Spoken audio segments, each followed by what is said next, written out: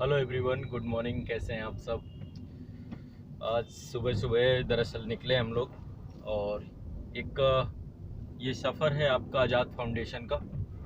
दरअसल आज़ाद फाउंडेशन के तहत जो है लगातार हम लॉकडाउन में सक्रिय रहे हैं, तो उसी के अगले चरण में फिर प्रयास जारी है कि जो भी अपने माध्यम से कुछ हो सकता है सो करना चाहिए। दरअसल लॉकडाउन चल रहा है, स्थिति सबकी अपने अपने स्तर पे सही नहीं है।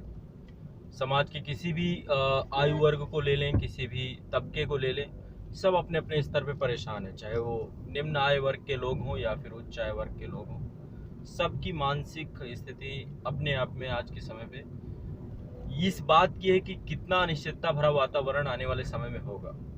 छात्र हैं, स्कूल नहीं जा पा रहे हैं। कॉम्पिटिटिव एग्ज़ाम की तैयारी करने वाले छात्रों को संशय है कि एग्ज़ाम होंगे, कब होंगे, कैसे होंगे। ऐसे विभिन्न समस्याएं हैं, विभिन्न माध्यम हैं। तो ऐसी स्थिति परिस्थिति में सबसे बुरी हालत में यदि कोई खड़ा है, वो हमेशा से रहा है समाज का सबसे अंतिम तबका, मजदूर वर्ग, श्रमिक वर्ग। इनकी समस्याएं हमेशा रही हैं और सबसे ज़्यादा मैं कहूँ कि अनिश्चितता के वातावरण से कोई बीतेगा तो यही बीतेंगे, क्योंकि इनको आगे की कुछ राह नहीं है। घरों से निकल चुके हैं, पैदल यात्राएं कर रहे हैं। बड़ी संख्या में जो है इनका अभी भी जो है पलायन जारी है, हर क्षेत्र से निकल रहे हैं। जैसे मैं अपना व्यक्तिगत अनुभव साझा करूं तो लॉकडाउन में एक चीज़ था यहाँ पे, जब लॉकडाउन 1 चालू हुआ था तो लगभग 100 परिवार और लगभग 500 लोग थे आसपास। उन सभी को जो है प्रयास ये था कि जा न पाए। ये सारे भोपाल, एमपी, बिहार, उत्तर प्रदेश, इन क्षेत्रों से पलायन करके आए हुए लोग थे और प्रयास किया गया, लेकिन प्रयास लॉकडाउन 1 ठीक था, कोई नहीं गया। लॉकडाउन 2 में भी कोई नहीं गया, लेकिन जब लॉकडाउन 3 चालू हुआ उसके बाद से इन्हें ये महसूस हो गया और एक जो भ्रम का वातावरण है कि भाई बहुत लंबा जाएगा, तो ऐसी स्थिति में फिर पलायन फाइनली कर ही गए। कोई नहीं रुका, कोई रुकने वाला ही नहीं है। तो बड़ी संख्या में मजदूर वर्ग यहाँ से गया है और लगभग 18 परिवार बचे हैं जिनको जो है आज़ाद फाउंडेशन के तहत जो है हम लोग लेके चल रहे थे। तो 18 मजदूर परिवार बचे थे। उनमें बहुत सारी समस्याएं हैं, उनकी व्यक्तिगत समस्याएं हैं, किसी के घरों में कोई पड़ा है, कोई कैसी भी समस्याएं। अब वो 18 परिवारों को भी अभी जितना भी हो सकता है उनको प्रयास यही है कि ये ना जाए, क्योंकि वापस फिर आना है। शहरों में ही रोजगार है, गाँव में जाकर रोजगार नहीं मिलेगा। और जिस उद्देश्य को लेकर लॉकडाउन लगाया गया है, वो उद्देश्य था संक्रमण ना फैले, लेकिन वो उद्देश्य पूरी तरीके से धूमिल तो हो ही गया। लेकिन अब बहुत सारी समस्याएं हैं, कोरोना से बचेंगे तो किसी दूसरी समस्या से जाएंगे। तो ऐसी स्थिति में करें भी तो करें क्या, कुछ समझ में नहीं आता है। तो आज हमारा प्रयास है आज़ाद फाउंडेशन के इस आज के पूरे मुहिम में कि हम लोग यहाँ से दरअसल हमने ई पासेस बनवाए हुए हैं, गवर्नमेंट की परमिशन है पब्लिक चैरिटेबल वर्क को लेकर के। तो आज जो है ग्रेटर नोएडा से लेकर कानपुर तक का हिस्सा ये हम कवर करेंगे और इस कवर में पलायन किए हुए जितने भी मजदूर हैं, प्रयास यही है कि उनके लिए जो भी आवश्यक सामग्री हो, क्योंकि रास्ता और सफ़र बहुत लंबा होगा उनके लिए।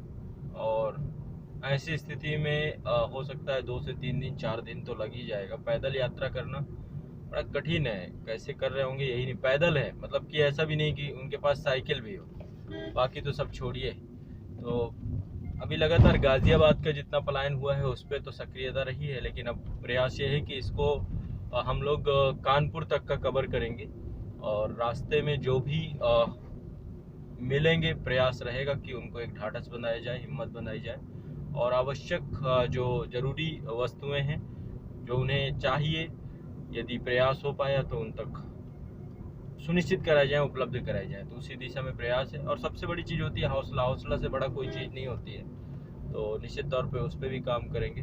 तो दरअसल सुबह प्रातः हम लोग सफ़र पे निकल चुके हैं। आज़ाद फाउंडेशन में आज आप लोगों के मेरे साथ जो है, एक तो आज़ाद MPPSC से आपके कुलिंदर सर रहेंगे और आज़ाद BPSC से शशि सर रहेंगे और मैं रहूँगा। 3 ही लोगों का पास दरअसल बनता है और गाड़ी में भी सोशल डिस्टेंसिंग मेंटेन करनी पड़ेगी हमें।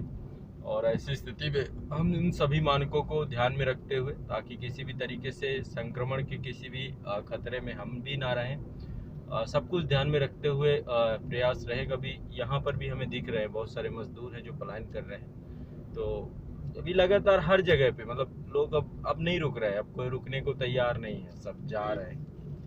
और देखते हैं क्या हो सकता है। तो इस क्रम पे हम लोग निकले हैं, तो पहले जाएंगे और फिर वापस लौटेंगे। तो दोनों चरणों में जो भी हो सकेगा संभव मदद, प्रयास यही है कि जितने मिलेंगे सबके लिए किया जाए। लेकिन देखते हैं क्या हो सकता है, कितना जो है हमारी किस्मत में किसी की सेवा बदी है। तो बस अपने स्तर पे प्रयास करना चाहिए। मैं हमेशा आप लोगों से भी अपील करता रहा हूँ कि यदि आपके घर के आसपास से कोई गुजरता है तो बहुत सावधानी के साथ, बचाव के साथ, सावधानी बचाव जरूरी है, क्योंकि आप भी संक्रमित हो सकते हैं। क्योंकि मजदूरों में तो बड़ी संख्या में ना तो इनका कोई चेकअप है, ना तो इनकी कोई देखरेख करने वाला। मैं अभी सच बताऊँ, पिछले 3-4 दिनों पहले यहाँ पे रामलीला मैदान है गाजियाबाद में, और वहाँ से सरकार के द्वारा जो है श्रमिकों को परमिशन के साथ जो है भेजने की बात चालू हुई थी। तो ऐसी स्थिति परिस्थिति में बहुत सारे श्रमिक थे जो यहाँ से गए हैं, कोई रुका नहीं है। लेकिन फिर भी क्या करेंगे अब आप। बहुत भीड़ हो गई थी, मतलब उस दिन तो मैं भी था वहाँ पे रामलीला मैदान पे, और इतनी भीड़ थी, बड़ी संख्या थी, प्रशासन के भी हाथ पांव फूल गए थे। मैं गया था देखने के लिए, कवर करने के लिए कि भाई ऐसा क्या है कि कितने, अब क्या करेंगे आप कह देंगे कोई नहीं रुकना। अब गांव बहुत सुरक्षित लग रहे हैं सबको, लेकिन गांव भी अब असुरक्षित हो चुके हैं।